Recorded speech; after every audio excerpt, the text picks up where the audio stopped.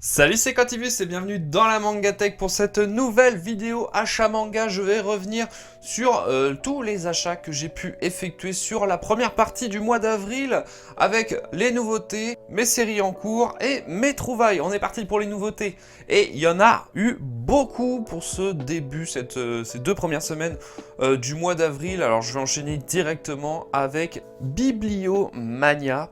Alors Bibliomania, de quoi ça parle? Le nouveau one-shot de chez Mangetsu raconte l'histoire de Alice qui se réveille dans la chambre 431 d'un étrange manoir dont le majordome revêt des allures d'un mystérieux serpent. Malgré les tentatives de dissuasion de son hôte, elle décide d'en franchir le seuil afin de remonter chambre après chambre jusqu'à la porte 0, celle qui lui permettra de rejoindre le monde extérieur. Mais ce sésame aura un prix et chaque nouvelle chambre la plongera toujours plus profondément dans les méandres de l'âme humaine. Donc si vous n'aviez pas compris, c'est un manga qui est beaucoup inspiré de l'histoire de Lewis Carroll, de Alice au Pays des Merveilles.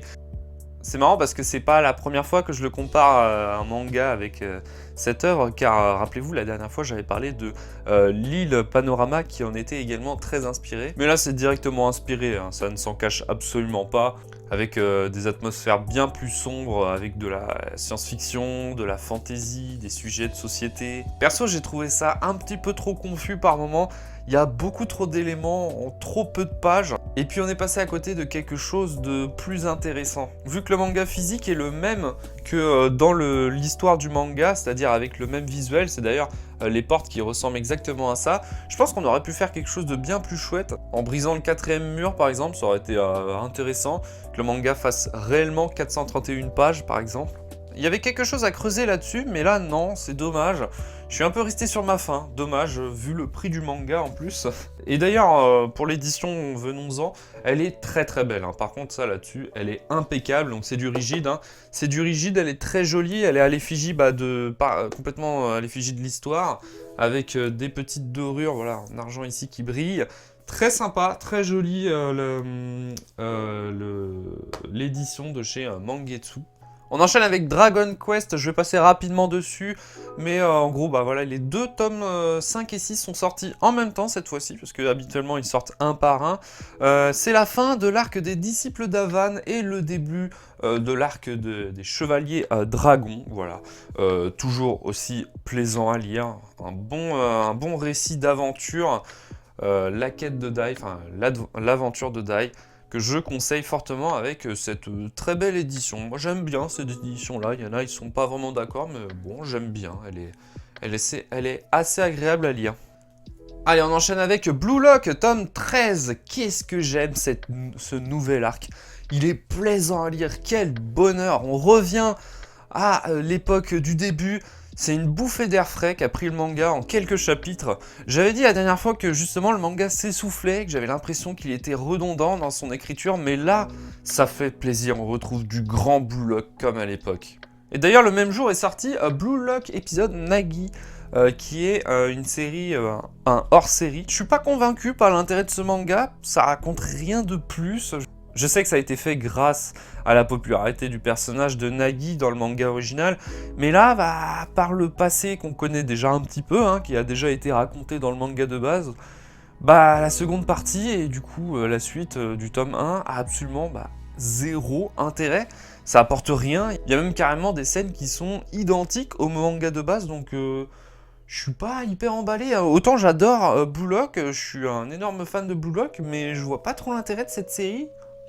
Non, ça apporte pas grand chose de plus. Ensuite est sorti Chainsaw Man, le tome 12 avec son édition collector que j'avais ouvert en vidéo. D'ailleurs, si vous voulez connaître mon avis sur le tome 12, j'en ai parlé dans cette vidéo, donc n'hésitez pas à aller checker pour voir mon avis sur cette nouvelle partie de Chainsaw Man et le grand retour de cette série mythique. Ce mois-ci est sorti la nouveauté de chez Panini Manga, Chut Hill. Alors de quoi ça parle? Au début du XVIIIe siècle, un guerrier sanguinaire nommé Chut Hill, l'esprit vengeur, sème la terreur au sein de l'armée mongole, pourtant réputée invincible. Cette ancienne soldate, Tangout, semble en effet dotée d'une force surnaturelle et capable d'échapper à la mort. Mais son destin bascule le jour de sa rencontre avec Yorul, un jeune prince mongol en exil cherchant à protéger une mystérieuse collection de tablettes de jade. Alors du coup, qu'est-ce que j'en ai pensé? Bah, bof, hein. J'ai pas été hyper séduit. Il y a des choses que j'ai pas trop compris, que j'ai pas trop suivi. Le début du manga, il nous perd totalement. On a une cassure directe, sans nous installer dans le récit. J'ai pas compris cette histoire de musicienne qui renvoie l'héroïne au 18e siècle. Enfin, il y a des batailles, il y a des esprits vengeurs, et en fait c'est un flashback. Oh là là là là. Non bah voilà, hein, c'est hyper confus. Par contre c'est très beau. Alors là-dessus il n'y a rien à dire. Il y a des scènes qui sont vraiment magnifiques, pardon. Mais j'ai beaucoup aimé la scène des loups. Ouais, elle est assez marquante cette scène-là, mais j'ai beaucoup aimé cette scène-là. Mais bon, je vois pas trop dans quelle direction va le manga. J'hésite à continuer, mais en tout cas, bah c'est pas mal barré, j'ai l'impression. Hein. Et d'ailleurs, j'avais ouvert le collector en vidéo. Si jamais ça vous intéresse. On enchaîne directement avec Nagatoro, le tome 6. D'ailleurs, l'édition de luxe que j'avais également ouvert en vidéo. Sinon, en parlant du tome, j'aime beaucoup le virage qu'a pris la série. J'aime beaucoup parce que c'est vrai que les premiers tomes, c'était souvent des mini-histoires, un gag, on passe au gag suivant, on passe au gag suivant. Là, il y a un petit arc narratif autour du concours d'art. Bah voilà, c'est plaisant, j'aime bien parce que pourquoi je lisais cette série? Bah tout simplement parce que j'aimais les deux personnages principaux, j'aimais cette petite relation de je t'aime moi non plus qui fait toute la série. Mais là, j'ai l'impression que ça prend un petit peu plus de sérieux au niveau de l'histoire, avec un vrai arc narratif. Donc sympa ce tome-ci, j'ai bien aimé. On enchaîne avec une grosse sortie ce mois-ci qui était très attendue, mais c'est le Clan des Pots de chez Akata. C'est très rare que je prends des mangas de chez eux. Alors je suis en pleine lecture, hein, c'est quand même un gros pavé ce manga, du coup je vais pas pouvoir trop en parler, j'ai pas assez de matière pour développer ma critique. Du coup je reviendrai un petit peu plus tard dans une autre vidéo sur le Clan des Pots, mais bah, vous voyez que là j'ai quand même commencé la lecture. Et je suis pas dedans, voilà, j'ai eu un peu de mal, décidément, c'est pas le premier manga que je dis ça sur la vidéo, c'est pas le dernier d'ailleurs. Mais du coup, le Clan des Pots, bah, je suis pas spécialement fan, et je vais quand même parler de l'édition, parce qu'elle a fait beaucoup parler, mais c'est vrai que l'édition, c'est quand même une escroquerie, hein, je trouve, hein. 20 €, 20 € le bouquin, et pourtant, il est pas... Alors, il est très joli comme ça, hein, de prime abord, mais bah, c'est du souple, il y a pas de bonus, enfin, non, il n'y a pas de bonus, il y a pas de... Enfin, il y a très peu de pages couleurs, le papier est très très fin, mais ça vaut clairement pas 20 € hein, quand tu compares avec d'autres sorties actuelles, avec des bouquins qui sont bien plus gros, avec beaucoup plus de matière, tels que City Hunter par exemple, et qui coûtent 5 € moins cher, bah je trouve que là-dessus, bah, c'est une belle arnaque. Hein. Bon après, l'histoire, j'ai pas encore lu complètement tout le tome 1, peut-être que ça vaut le coup, mais pour l'instant j'ai l'impression de m'être fait entuber. Hein. On enchaîne avec Valalian, j'avais promis d'en parler, chose promise, chose due. Valalian, de quoi ça parle? Un samouraï qui va se retrouver au Valhalla, qui va combattre des Romains. Ouais, oui c'est bizarre. Hein. Et si vous avez rien capté à ce que je viens de dire, bah ne vous inquiétez pas, parce que c'est en effet, ce manga, c'est un beau merdier en fait, c'est pas logique. Je pense qu'il faut pas être historien pour lire ce manga, clairement. Ça rejoint un petit peu Chut Elle là-dessus. C'est marrant, hein, effectivement, c'est encore un joyeux bazar. Ça mixe plein de cultures et plein d'époques différentes qui n'ont aucun rapport les uns les autres. Ça n'a aucun sens, vraiment, faut arrêter avec ce genre de délire. Du coup, bah, j'ai pas trop accroché, j'ai fini la lecture du tome 1 parce que bah, c'est tout de même très dynamique. C'est très beau, vraiment, le dessin. Par contre, là-dessus, bah, je vous mets quelques exemples, mais c'est magnifique. Mais il y a une écriture qui perd le lecteur trop rapidement. Donc voilà, j'ai quand même cru comprendre que ça serait une petite série. Donc c'est ça qui m'accroche à la série. Je vais quand même continuer parce que je crois que c'est qu'en seulement 5 ou 6 tomes. Je reste uniquement pour le personnage principal que j'aime bien et pour le dessin qui est magnifique. Mais sinon, faut s'accrocher parce que c'est un foutoir, hein, vraiment. Ce mois-ci, et oui, encore des nouveautés, mais Anebad, le retour de Anebad, enfin le tome 2, que j'attendais depuis longtemps, un manga de badminton. Donc là je suis en train de le lire, du coup je ne vais pas pouvoir trop développer, mais lisez Anebad, hein, c'est incroyable, c'est trop bien, c'est chez Noévé Graphics. Et regardez la couverture, comment elle est magnifique, elle est trop belle la couverture, j'adore. Et en plus elle est à moitié en relief, franchement ils font toujours un travail impeccable Noévé Graphics. malgré les problèmes de matière première, pardon. C'est d'ailleurs pour ça que le tome 2 est sorti bien plus tard que prévu. Mais excellent, et là je suis en pleine lecture et c'est toujours un kiff, le dessin est magnifique. Et on va enfin finir la section des nouveautés avec les 48 heures BD. Vous saviez que ce mois-ci, enfin il y a quelques semaines, c'était les 48 heures BD. Je rappelle une nouvelle fois, les 48 heures BD, c'est comme son nom l'indique, ça dure 48 heures, donc un week-end entier. Vous pourrez y retrouver une sélection de mangas à seulement 3 €. Pourquoi j'en parle encore? Parce que y a des librairies qui en possèdent encore, donc ne vous inquiétez pas. C'est mis 48 heures, mais évidemment que ça peut durer plus longtemps.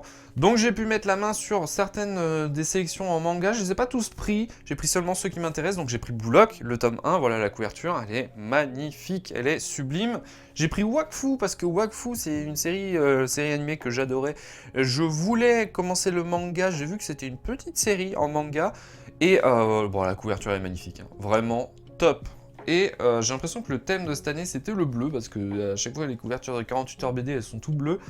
Shangri-La Frontière, j'ai pris également le tome 1 en couverture spéciale 48 heures BD. Très très beau, voilà. Pour les nouveautés, ouh, il y en avait pas mal. Et du coup on continue avec mes séries en cours. Et ce mois-ci, vu qu'il y avait pas mal de nouveautés, j'ai pas pu trop continuer sur les séries que j'avais en cours. Par contre, je me suis dit, vas-y, ce serait intéressant que je reprenne du Junji Ito. Et j'ai pas fait les choses à moitié, regardez, j'en ai acheté 3. J'ai acheté Frankenstein, Zone Fantôme, la partie 1 que j'avais toujours pas lu. Et Sensor, que d'ailleurs, Sensor, j'aurais pu mettre dans mes trouvailles, puisque je l'ai trouvé d'occasion dans un Easy Cash. À un prix, voilà, 10 €, enfin 9,50 €, stylé. Quand on voit le prix des Junji Ito. Que dire de plus de Junji Ito, je l'ai présenté je sais pas combien de fois sur la chaîne. Un talent d'écriture incroyable, l'ambiance bien glauque, bien morbide de certaines histoires. J'ai beaucoup aimé l'histoire sur Frankenstein qui a été un petit peu revisitée sur les sentiments, les émotions de la créature de Frankenstein. Très intéressant. Zone Fantôme, alors... Par contre, pardon, je dois faire du bruit parce que je suis en train de prendre les mangas juste en dessous du micro. Zone Fantôme, j'ai pas hyper kiffé en fait. J'ai trouvé ça beaucoup trop bizarre. Alors, effectivement, c'est sa signature. Hein. Junji Ito fait toujours des trucs bizarres, mais là, ça va un peu trop loin. Je trouve que c'est vraiment trop bizarre avec l'histoire de la meuf qui fait que de pleurer là. J'ai vu que la partie 2, d'ailleurs, le tome 2 de Zone Fantôme arriverait très prochainement. Je crois que c'est au mois de mai. Donc, je poursuivrai. Allez, on finit enfin cette vidéo, désolé si elle a été un peu trop longue, mais on finit cette vidéo avec mes trouvailles. Et j'ai trouvé Barrage, tome 1 et 2, donc série complète. Alors, Barrage, qu'est-ce que c'est? Dans une galaxie lointaine, la guerre entre humains et envahisseurs extraterrestres fait rage depuis 50 ans. Les habitants du royaume d'Idustria sont submergés par les ennemis trop puissants pour eux. Astro fait partie de ces orphelins de guerre qui vivent au jour le jour. Après son maigre salaire, il soutient tout un groupe d'enfants sans parents. Ils ont formé une nouvelle famille soudée face à la misère. Ses rêves de richesse deviennent réalité. Quand Barrage, prince du royaume, apparaît devant lui, les deux garçons se ressemblent comme deux gouttes d'eau. Le jeune noble profite de cette extraordinaire coïncidence pour fuir son rôle de prince et forcer Astro à prendre sa place. L'ancien roturier saura-t-il adopter sa nouvelle identité tout en protégeant sa famille dans un royaume en guerre? Et si le dessin vous dit quelque chose, c'est pas sans hasard puisque c'est tout simplement Kohei qui a écrit cette histoire, donc l'auteur et dessinateur de My Hero Academia. J'ai beaucoup aimé la simplicité du récit en seulement 2 tomes, la double lecture et la révélation finale, tout est là. C'est simple et c'est super efficace. Il a su boucler son histoire malgré le fait que la série a été arrêtée prématurément. Mais on tenait déjà là un talent d'écriture inné, mais le talent du dessin de l'auteur. Et c'est d'ailleurs trop dommage que la série ait été arrêtée parce qu'il y avait vraiment un potentiel immense sur ce récit. Mais c'est un mal pour un bien tout simplement parce que du coup, grâce à ça, on a pu avoir l'une des séries maintenant les plus connues, My Hero Academia. Mais voilà, Barrage, c'est brillant. Foncez lire cette histoire si vous la trouvez. Je crois qu'elle est encore éditée. Mais voilà, je l'ai trouvée dans un Easy Cash encore une fois. Très belle trouvaille, très belle découverte, je ne connaissais pas du tout. Et voilà. Et du coup, c'est là-dessus que se termine cette longue vidéo. Je suis désolé, voilà, si elle a été très longue. J'espère que je vous ai fait découvrir des petites nouveautés, des petites lectures. Si vous avez des mangas à me conseiller, n'hésitez pas à me les dire en commentaire. Je prends note sur tout ce que vous me conseillez, je mets dans une liste et il est prévu que je lise tout ça. Cette semaine, enfin ce mois-ci, il n'y a pas eu de recommandations. Tout simplement parce qu'il y avait beaucoup trop de nouveautés, donc ce sera pour une prochaine fois. Et du coup, en attendant, on se dit à la prochaine. C'était Quantibus de la Mangatech. Salut!